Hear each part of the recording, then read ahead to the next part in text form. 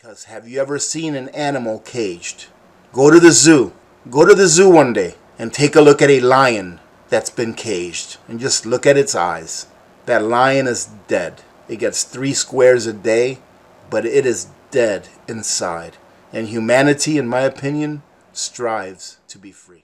Hello YouTubers, Alaska Prepper here. Ladies and gentlemen, listen to this. I found this article to be very interesting and pretty relevant, really, to what's going on right now in the world. Not just in the US, but in the world, really. MIT predicted all the way back in 1972 that society will collapse. This new research shows that we're on schedule. And when I read this title, it made me think about how all the billionaires, you know, for the last like 5-10 years, we've heard, and I've even done videos on this, that they've been buying land in New Zealand, building underground bunkers at record pace, so much that the government of New Zealand had to pass a law that foreigners couldn't buy land anymore. And also, it makes me think about how these billionaires like Bezos, like Elon Musk, and I always forget the name of that other gentleman that just went out into space here not too long ago, how they're wanting and accelerating the pace at which they can actually go out into space and maybe not be able to colonize like on the moon or on Mars. But think about this. Let's say that they see or some catastrophic thing happens on the Earth and they have prior knowledge of this, and they get on their little spaceship and they take off with them and all their rich friends, and they just circle around the Earth for a couple of years. Is that beyond the realm of possibilities? I know it's a little conspiratorial when you think about it, but that's just me thinking out loud. Let's go ahead and read this article. A remarkable new study by a director at one of the largest accounting firms in the world has found that a famous decades-old warning from MIT about the risk of industrialized civilization collapsing appears to be accurate based on new empirical data. Now, what they're saying here is about industrial civilization collapsing, in a way meaning that we have all become so accustomed to the niceties of life. We have all become, and when I say all, obviously, ladies and gentlemen, don't take it literally. It's like most people. You know, we need to keep up with the Joneses. We need to have the brightest and newest things that came out. We have made our lives so complicated, but at the same time so easy to live, that any small thing that happens can throw us back 100 or 200 years. Just think about the electrical world that we live in. We all talk about EMPs, coronal mass ejections, you know, grid down situations. One simple thing, electricity, that is of the modern world. Electricity is only about 150 years old or so, roughly, or not really 150 years old, but the use of electricity is only about 150 years old or something. It is nothing compared to how long we've been around. Take that one thing away, and what would happen to civilization? As the world looks forward to a rebound in economic growth following the devastation wrought by this health crisis, the research raises urgent questions about the risk of attempting to simply return to pre-health crisis levels. In 1972, a team of MIT scientists got together to study the risks of civilization collapse. Their system dynamics model, published by the Club of Rome, identified impending limits to growth. That meant industrial civilization was on track to collapse sometime within the 21st century due to overexploitation of planetary resources. And ladies and gentlemen, when I say 21st century, they didn't mean like 2099. They meant like within the next 15 to 20 years. The controversial MIT analysis generated heated debate and was widely derided at the time by pundits who misrepresented its findings and methods. But the analysis has now received stunning vindication from a study written by a senior director at professional services giant KPMG, one of the big four accounting firms as measured by global revenue. The study was published in the Yale Journal of Industrial Ecology in November of 2020 and is available on the KPMG website. It concludes that the current business as usual trajectory of global civilization is headed toward the terminal decline of economic growth within the coming decade, and at worst could trigger societal collapse by 2040. And ladies and gentlemen, that makes sense because, as I like to say with the stock market, look at the stock market as a great example. People think, or some people think, that it can only go up. But eventually, gravity will take hold and it will plummet down. It's like they say, the bigger they are, the harder they fall. Or the higher it is, the more that it can come down. So that's what they're saying about society. That we are now using so many resources, that we are living a life that is so filled with conveniences that it can't go on forever. Life can only get so convenient, and that there will come a point where those conveniences will go away due to whatever it may be. Maybe a worldwide economic collapse, maybe a meteor strike, maybe a CME from the sun, anything like that can disturb that one thing that we are all accustomed to be able to live every day the way that we do today. The study represents the first time a top analyst working within a mainstream global corporate entity has taken the limits to growth model seriously. Harrington performed the research as an extension of her master thesis at Harvard University in her capacity as an advisor to the Club of Rome. However, she quoted explaining her project on KPMG website as follows: "Given the unpeeling prospects of collapse, I was curious to see which scenario were aligning most closely with empirical data today. After all, the book that featured this world's model was a bestseller in the 1970s, and by now we'd have several decades of empirical data which could make a comparison meaningful. But to my surprise, I could not find recent attempts for this, so I decided to do it." So pretty much what the author was saying is that back when they predicted this in 1972 and gave the reasons why there would be a societal collapse by the 2040s, that they didn't have enough data to compile because they had just made the prediction.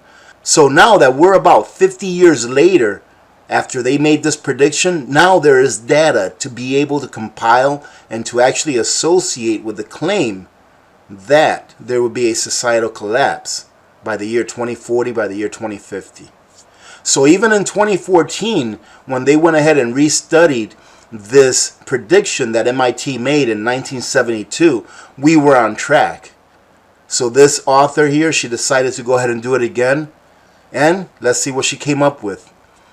Harrington's new analysis examines data across 10 key variables, namely population, fertility rates, mortality rates, industrial output, food production, services, non-renewable resources, persistent pollution, human welfare, and ecological footprint.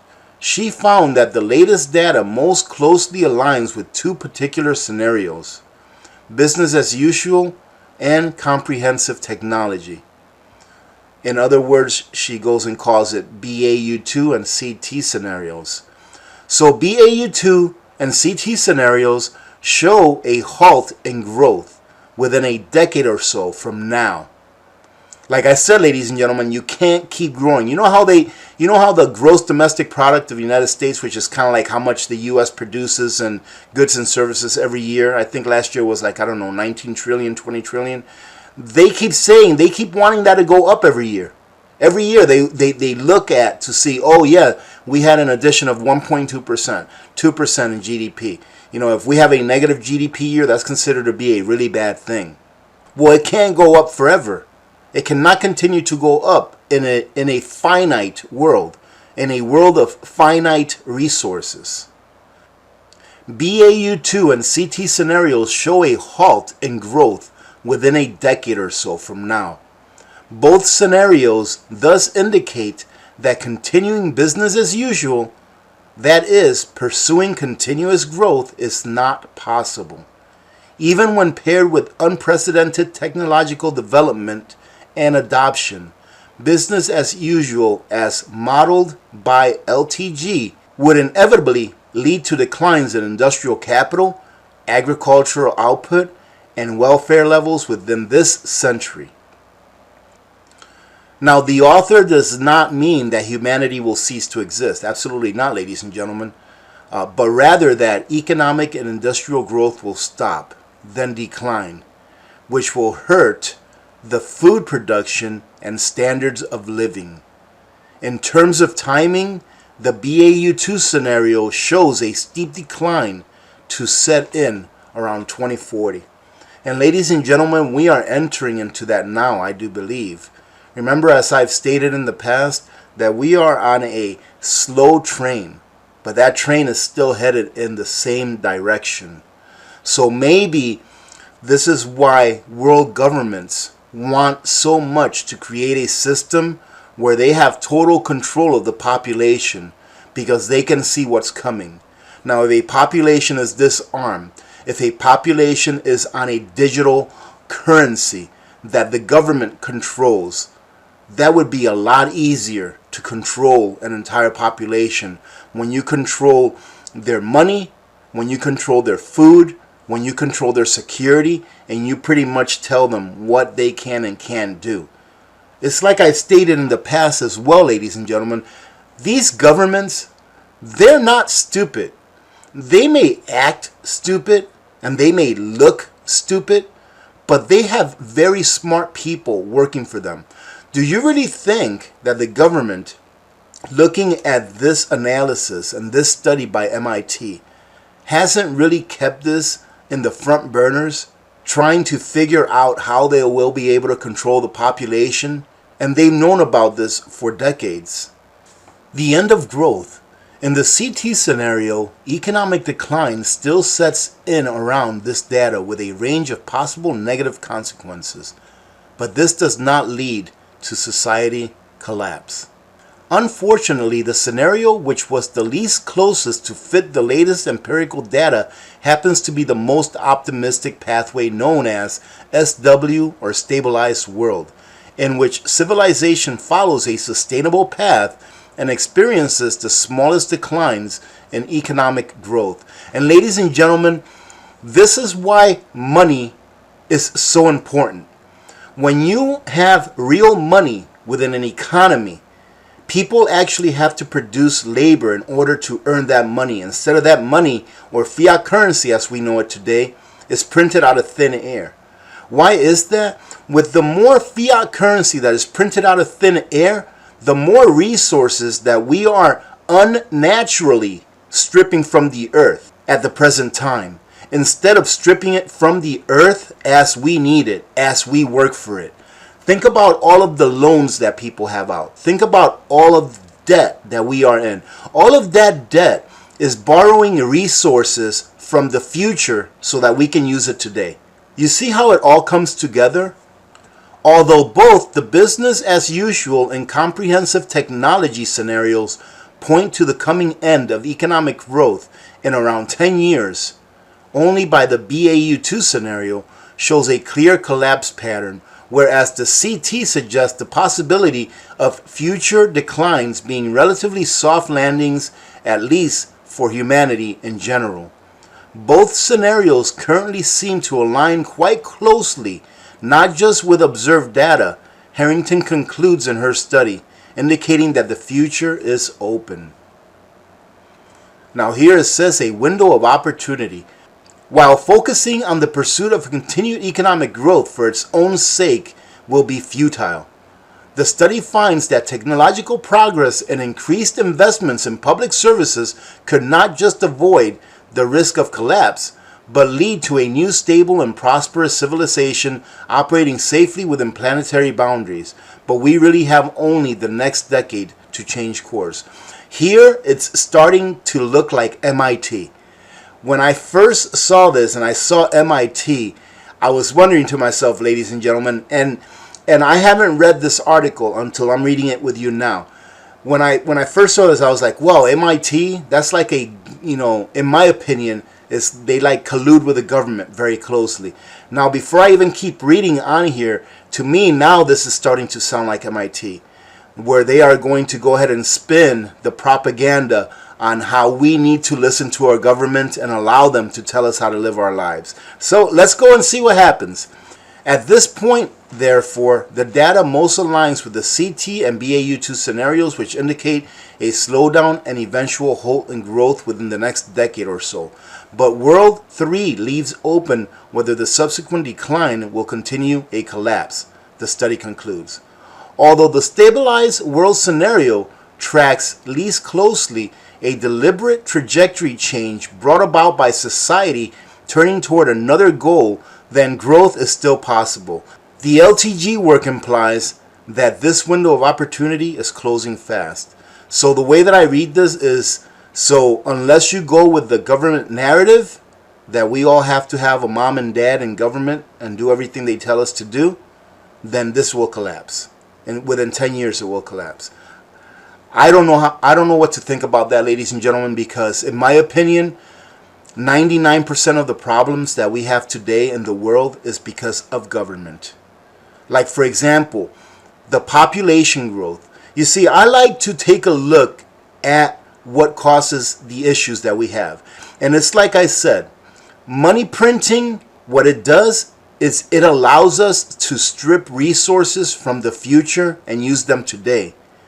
Well, when we strip resources from the future and use them today, it provides for a better standard of living today than what we would have had otherwise. And when you have a better standard of living in a society, it produces a boom in population. In a presentation at the World Economic Forum in 2020 delivered in her capacity, Harrington argued for a growth and agnostic approach to growth which focuses on other economic goals and priorities. Changing our social priorities hardly needs to be a capitulation to grim necessity, she said. There you go. I hope you're reading between the lines. Human activity can be regenerative and our productive capacities can be transformed. In fact, we are seeing examples of that happening right now. Expanding those efforts now creates a world full of opportunity that is also sustainable. And we're almost to finish it off here, ladies and gentlemen. She noted how the rapid development and deployment of vitamin shots at unprecedented rates in the response to this health crisis demonstrates that we are capable of responding rapidly and constructively to global challenges if we choose to act. We need exactly such a determined approach to the environmental crisis. So, ladies and gentlemen, this article here pretty much has been a way to tell people that we have to be in line with the agenda of those that wish to control us. That's why I always like to say when reading these articles, we have to read between the lines. Now, I kind of tend to agree with the original study that was done in 1972 by MIT, saying that there is no way that we can continue to use resources at the level by which we're using them today. And like I've stated a couple of times already in this video, is that with the excess money printing that we have, we are artificially creating a need to use more resources than what we really need, because we're stripping those resources from the future and using them today by having more fiat currency, more fake money to get those things today. So we are creating our own box that we can't get out of. But here, what they're trying to do, in my opinion, is they're trying to convince us, hey, MIT predicted a societal collapse by 2040 because of this, which was a pretty valid reason, I believe. All right, they gave a couple of pretty valid reasons why they're predicting the collapse of society by 2040. But now they're trying to spin it where you say, oh, wait a minute, if we listen to the government, we can avert this. If we listen to the World Economic Forum, who says that by 2030 we can avert this, well, then we better listen. So we better put on our masks and shut the hell up. Excuse my French. And then I'll finish it off by her last quote here. The necessary changes will not be easy and pose transition challenges, but a sustainable and inclusive future is still possible. So this person is in line with, you know, all of the other crazy people that think that they're going to govern us and tell us what to do every single second of the day of our lives. Kind of disappointing ending, ladies and gentlemen. Why? Because the solution that they provide in order to avert this societal collapse, which in my opinion is very possible from the prediction that MIT made back in '72. But their solution, ladies and gentlemen, is that they be in control. That is their solution. Having said that, thank you very much. I hope that you stick through to the end, all right, instead of just staying for the part that says, yeah, society may collapse by 2040, right? Stick through to the end. Hopefully you did, because here it at least uncovered what they're really talking about. What they're talking about is that, yes, it is very possible that this happens.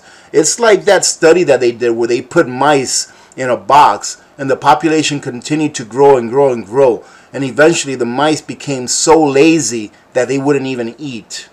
And they started to die off. You know, it's not the same thing, but in a way it is. That a population can only get so big, can only have so many resources stripped from the earth at the same time within a period before those resources are unattainable because of the synthetic systems that we've created around us and that we now allow to govern us. Pretty thought-provoking, ladies and gentlemen. I hope you got something out of this. Thank you very much for joining in. Remember to be good to each other. When good people do good things happen. Remember to reach one, teach one, and repeat. If we all did this, the world would be a better place, and you know that it will be a better place. Ladies and gentlemen, we can survive anything except for a catastrophic event, such like, you know, there's things that you can't handle.